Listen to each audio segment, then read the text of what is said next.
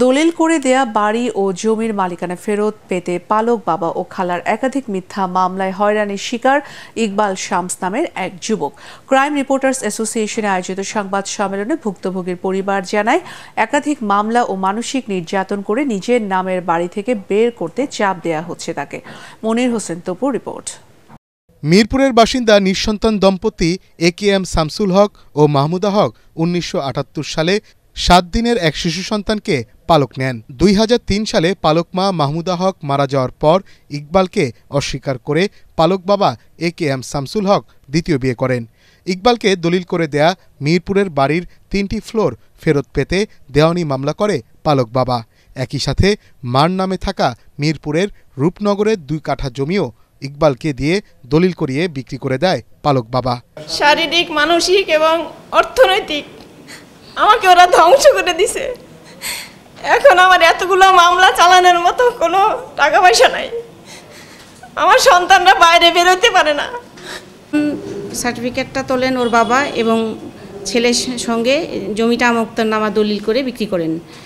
এখন অজ্ঞাত কারণে মাসুদাঙ্কন্ত তার আর্জিতে শামসুল হককে বাদ দিয়ে বাকি 7 জনকে আসামি করে মামলাটা দায়ের করেন। কোর্ট যখন CID-কে নির্দেশ দেয় তদন্ত করার জন্য, সেই তদন্তে শামসুল হক উঠে আসেন যে উনি সমস্ত কিছু করেছেন। মিথ্যা মামলাগুলো প্রত্যাহার করে সুষ্ঠু ও ন্যায় বিচারের দাবি জানিয়েছেন ভুক্তভোগীর পরিবার।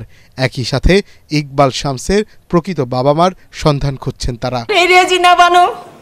নিয়মিত এলাকার ছেলে মেয়ে দিয়ে আমাদেরকে হুমকি দিয়ে যায় বাড়ি ছাড়ার জন্য। আমার স্বামীর দাড়ি টুপি আছে, এটা কি তার অপরাধ? আমার স্বামী বলে দাড়ি টুপি আছে, তোকে জামাতি ইসলাম বলে তোকে র্যাবের কাছে ধরে দিব, CID-র কাছে ধরে দিব। সে প্রতিনিয়ত এটা নিয়ে অনেকবার মামলা করছি। সে সবসময় এগুলো বলে যে কিভাবে এই বাড়িতে থাকিস সেটা আমি দেখে নিব, আর যে 3টা তলা দিছে সেটা সে ফেরত চায়।